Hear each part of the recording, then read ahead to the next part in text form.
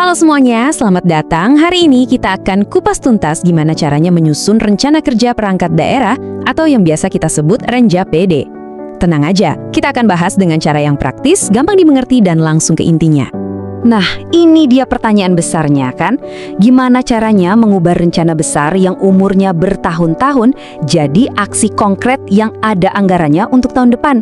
Jawabannya ya di Renja PD ini.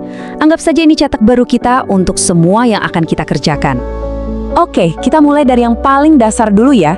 Sama kayak bangun rumah, sebelum kita susun bata-batanya, kita harus paham dulu fondasinya.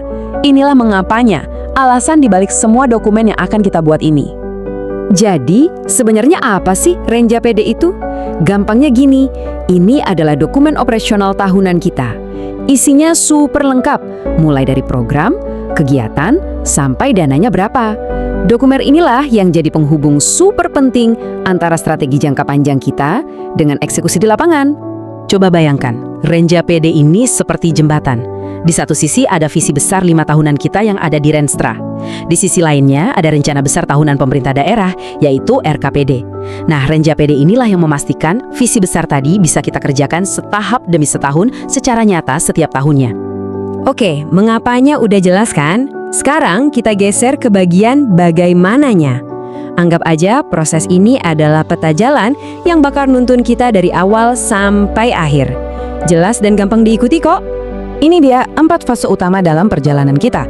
Mulai dari persiapan, di mana kita kumpulin tim dan data, lanjut bikin draft awal, terus draft itu kita bawa ke forum untuk dapat masukan, dan terakhir finalisasi. Setiap langkah ini penting banget untuk memastikan rencana kita itu solid dan benar-benar teruji. Oke, sekarang ayo kita bedah isi dokumennya. Sesuai amanat Permendagri 86 tahun 2017, struktur Renja PD itu ada 5 bab. Kita lewati bab 1 pendahuluan dan langsung masuk ke dagingnya ya. Sebelum kita lari ke depan, kita harus lihat spion dulu. Nah, bab 2 ini isinya tentang refleksi. Apa aja yang berhasil tahun lalu, apa yang kurang, dan yang paling penting, kenapa bisa begitu? Jawaban-jawaban dari sini bakal jadi fondasi kuat untuk perencanaan tahun ini. Di bab 3, kita mulai proses sinkronisasi. Ini jadi titik pertemuan antara arahan dari atas, yaitu RKPD, aspirasi dari bawah lewat usulan masyarakat, plus kebijakan nasional. Di bab inilah tujuan dan sasaran kita untuk setahun ke depan mulai terbentuk. Dan ini dia jantungnya. Bab 4 adalah tempat di mana rencana berubah jadi aksi. Di sini, semuanya jadi detail. Setiap program dan kegiatan dirinci, lengkap dengan target yang bisa diukur dan alokasi anggaran awalnya. Nah, bab 5 terakhir itu sebagai penutup yang merangkum semua rencana kerja kita. Sekarang kita masuk ke bagian yang paling krusial. Ini adalah jantung dari penyusunan Renja yang efektif, penyelarasan data. Tanpa proses ini, rencana kita, sebagus apapun, cuma akan jadi dokumen di atas kertas. Perhatikan baik-baik matriks ini ya. Anggap ini alat tempur utama kita. Di kolom kiri ada rancangan dari RKPD.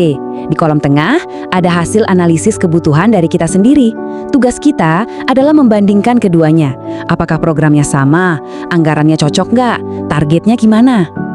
Jadi, ini dia checklistnya. Coba tanyakan ke diri sendiri, program prioritas kita masuk nggak di draft RKPD? Kalau ada yang beda, disinilah keahlian kita diuji. Kolom catatan penting itu adalah panggung kita untuk berargumen dengan data, untuk menjelaskan kenapa layanan kita butuh anggaran atau target yang berbeda. Oh ya, dan jangan pernah lupakan ini. Salah satu sumber data paling berharga adalah aspirasi dari masyarakat. Dengan memasukkan usulan mereka, kita bisa memastikan rencana kita itu benar-benar menjawab kebutuhan publik, bukan cuma asumsi kita di kantor. Kita udah bahas mengapa, bagaimana, dan apanya. Sekarang, yuk kita satukan semua ini dan fokus ke tujuan utamanya, menciptakan dampak yang nyata bagi masyarakat. Pada akhirnya, Renja PD itu bukan sekadar kewajiban administratif loh. Ini adalah narasi kita. Sebuah cerita yang didukung data kuat yang menjelaskan kenapa pekerjaan kita ini penting dan kenapa setiap rupiahnya layak untuk dibelanjakan. Inilah kekuatan sejati dari perencanaan yang baik. Coba deh ingat ini selalu. Setiap angka dan kalimat yang kita tulis di dokumen ini sebenarnya adalah langkah pertama kita untuk memberikan pelayanan yang lebih baik lagi untuk masyarakat. Ini kontribusi nyata kita. Jadi, saya mau tinggalkan Anda dengan satu pertanyaan ini. Dengan Renja PD yang solid di tangan Anda, dampak luar biasa apa yang akan tim Anda ciptakan tahun ini. Selamat bekerja dan semoga sukses!